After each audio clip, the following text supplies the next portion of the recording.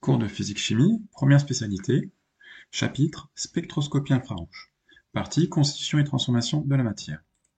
Donc au sommaire de ce chapitre, 1. Le nombre d'ondes, 2. La transmittance, 3. Principe de la spectroscopie infrarouge, 4. Les spectres infrarouges, 5. Bande d'absorption des groupes caractéristiques, 6. Trouver la famille d'une molécule grâce à son spectre infrarouge. 1. Le nombre d'ondes. Le nombre d'ondes.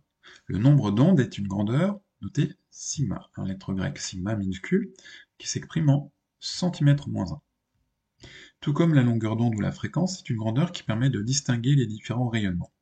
Le nombre d'ondes peut être calculé à partir de la longueur d'onde grâce à la relation suivante, sigma est égal à 1 sur lambda, où sigma est le nombre d'ondes en centimètres-1, et lambda, dans ce cas-là, est la longueur d'onde en centimètres. Attention, l'unité de la longueur d'onde n'est pas l'unité standard, l'unité du système international étant le mètre, mais ici, il s'agira du centimètre. Il ne faut pas oublier de convertir avant d'utiliser cette relation. Par exemple, pour une longueur d'onde de 900 nanomètres, eh bien lambda égale 900 nanomètres, c'est-à-dire 900 fois 10 moins 9 mètres, et euh, si l'on simplifie, ça nous donne 9 fois 10 moins 7 mètres, et pour convertir en centimètres, eh bien fois 10 exposant 2, ce qui nous donne, au final, 9 fois 10 exposant moins 5 cm. Donc si on applique la relation, sigma est égal à 1 sur lambda, sigma est égal à 1 sur 9 fois 10 exposant moins 5, on obtient 11 111 cm-1. 2. La transmittance. La transmittance, c'est une grandeur notée en général T majuscule qui n'a pas d'unité. Elle s'exprime le plus souvent sous la forme d'un pourcentage, soit donc comprise entre 0 et 100%. Mais elle est aussi parfois exprimée sous forme fractionnaire. Dans ce cas-là, sa valeur est comprise entre 0 et 1. Si un échantillon de matière est éclairé par un rayonnement, et qu'une partie de ce rayonnement traverse l'échantillon de matière, alors le rayonnement qui éclaire la matière est appelé rayonnement incident, le rayonnement qui traverse l'échantillon de matière et en émerge est appelé rayonnement transmis. L'échantillon de matière peut absorber ou réfléchir une partie, parfois la totalité, du rayonnement incident. La transmittance traduit la proportion de rayonnement transmis par rapport au rayonnement incident. Plus précisément, la transmittance correspond au pourcentage de l'intensité du rayonnement transmis par rapport au rayonnement incident. Donc on peut l'exprimer par la relation T est égal à I fois 100 sur I0, où dans cette relation I0 est l'intensité du rayonnement incident, I est l'intensité du rayonnement transmis, exprimée dans la même unité que le rayonnement incident, et T est la transmittance exprimée en pourcentage. La transmittance, tout comme l'absorbance, dépend de la longueur d'onde du rayonnement, des dimensions de l'échantillon de matière traversé par le rayonnement, de la nature de l'échantillon de matière, de la concentration du soluté lorsque l'échantillon de matière est une solution aqueuse. La valeur de la transmittance est comprise entre 0 et 100%, avec T égale 0%. Dans ce cas-là, aucun rayonnement n'est transmis, la totalité du rayonnement incident est absorbée ou réfléchie. Le milieu est dit opaque au rayonnement. Si T égale 100%, alors la totalité du rayonnement est transmis, le milieu est transparent pour ce rayonnement. 3. Principe de la spectroscopie infrarouge. Les molécules organiques sont le siège de différents types de vibrations, qui impliquent leur liaison covalente. On distingue les vibrations d'élongation et les vibrations de déformation. Les vibrations d'élongation correspondent à des variations périodiques de la distance qui sépare deux atomes liés. Ils se rapprochent, puis s'éloignent, ils se rapprochent de nouveau, puis s'éloignent, etc. Une vibration de déformation fait intervenir des variations périodiques d'angle entre deux liaisons covalentes. Ces angles connaissent une succession de diminution et d'augmentation. Lorsqu'une molécule organique est exposée à un rayonnement infrarouge, celui-ci peut être absorbé et accroître l'amplitude des vibrations. Une molécule peut absorber certains rayonnements infrarouges. La longueur d'onde des rayonnements infrarouges absorbés par une molécule organique dépend de la nature des atomes liés, de la multiplicité des liaisons formées, simple, double ou triple, des atomes présents dans le voisinage immédiat des liaisons. En analysant les longueurs d'onde des rayonnements infrarouges absorbés par une molécule organique, on peut mettre en évidence et identifier parfois les différents groupes caractéristiques qu'elle comporte. 4. Principe de la spectroscopie infrarouge. Comment obtenir un spectre infrarouge? Un spectre infrarouge peut être obtenu grâce à un appareil appelé spectrophotomètre. L'espèce chimique à analyser y est exposée à des rayonnements infrarouges, dont le nombre d'ondes varie en général de 200 cm-1 à 4000 cm-1. La mesure de la transmittance sur cet intervalle de nombre d'ondes permet d'obtenir un graphique qui constitue le spectre infrarouge de l'espèce chimique. Abscisse et ordonnée d'un spectre infrarouge. Un spectre infrarouge représente les variations de la transmittance en fonction du nombre d'ondes. La transmittance est donc indiquée en ordonnée, l'axe est gradué de 0 à 100, si la transmittance est exprimée sous forme de pourcentage, ou de 0 à 1 si la transmittance est exprimée sous forme fractionnaire. Le nombre d'ondes en centimètres-1 est indiqué en abscisse de manière décroissante sur un intervalle allant de 200 cm-1 à 400 cm-1. Donc exemple de spectre infrarouge. Voici le spectre infrarouge de l'éthanol. Donc on retrouve en ordonnée la transmittance entre 0 et 100. En abscisse, on retrouve le nombre d'ondes en centimètres-1 qui est exprimé de manière décroissante. Donc ici, on a l'intervalle qui est compris entre 400 cm-1 et 4000 cm-1, avec différents pics inversés vers le bas, qui correspondent à des zones, à des intervalles d'absorption. Donc, pic et bande d'un spectre infrarouge. Sur un spectre infrarouge, l'absence d'absorption se traduit par des zones hautes, où la transmittance est proche de 100%, tandis que les absorptions correspondent à des creux plus ou moins profonds et larges qui constituent des pics et des bandes. 5. Bande d'absorption des groupes caractéristiques.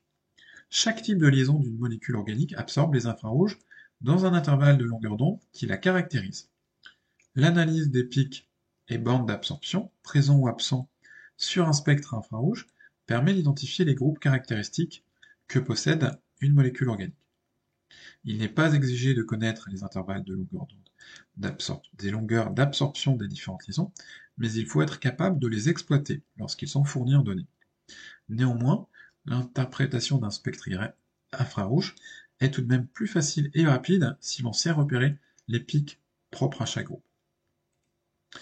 Seule la zone du spectre où le nombre d'ondes est supérieur à 1500 cm-1, c'est-à-dire la partie gauche du spectre, est exploitée pour identifier les groupes caractéristiques.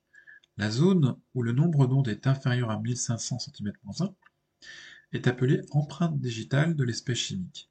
Elle est propre à chaque espèce chimique et ne permet pas de repérer des groupes caractéristiques. Donc voici les principales bandes d'absorption qui peuvent être utilisées pour identifier les groupes caractéristiques au programme de première spécialisée. Donc tout d'abord, la liaison CH, carbone-hydrogène. Les autres liaisons du carbone ne se font qu'avec des carbones ou des hydrogènes, c'est la condition. Le nombre d'ondes, dans ce cas-là, va être compris entre 2850 cm-1 et 3000 cm-1. On aura une bande de largeur variable, plus souvent moyenne, avec une intensité qui sera de moyenne à forte. Donc voici un exemple de spectre. On peut repérer cette zone d'absorption qui a été en carré rouge, donc juste en dessous de 3000. Ensuite, deuxième cas, le cas de la liaison OH, liaison oxygène-hydrogène. Elle correspond au groupe hydroxyle pour une espèce chimique en solution aqueuse concentrée ou sous forme de corps pur et en l'absence d'autres groupes caractéristiques portés par le même carbone que OH. Dans ce cas, le nombre d'ondes va être compris entre 3200 et 3600 cm-1. On aura une bande relativement large avec une intensité forte. Donc là aussi on a un exemple. On peut voir la zone en question qui se trouve dans le cadre. On a une zone d'absorption assez régulière et assez importante et plutôt large. Ensuite, la liaison OH, du groupe carboxyle. Donc il s'agit de la liaison oxygène-hydrogène. Ce groupe hydroxyle est inclus dans un groupe carboxyle. Le nombre d'ondes est alors compris entre 2500 et 3500 cm-1, on a une bande assez large, avec une intensité qui est de moyenne à forte. Donc là aussi on a un exemple de ce type de, de bande qu'on retrouvera dans les spectres infrarouges. Ensuite, liaison CO, double liaison carbone-oxygène d'une cétone. Donc le groupe carbonyle d'une fonction chimique cétone, le carbone n'est pas en bout de chaîne, il n'est lié ni à un hydrogène ni à un oxygène. Le nombre d'ondes sera autour de 1715 cm-1, avec une bande relativement fine, mais d'intensité forte. Donc là aussi on a un exemple de ce type de bande. Ensuite, CO, C double liaison O d'un aldéhyde. Le groupe carbonyle d'une fonction chimique aldéhyde, le carbone du groupe étant bout de chaîne carboné, il est lié à un hydrogène. Son nombre d'ondes sera vers 1715 cm-1. On aura une bande relativement fine, mais avec une intensité assez forte. Donc là aussi on a un exemple de ce type d'absorption. Ensuite, liaison carbone-hydrogène.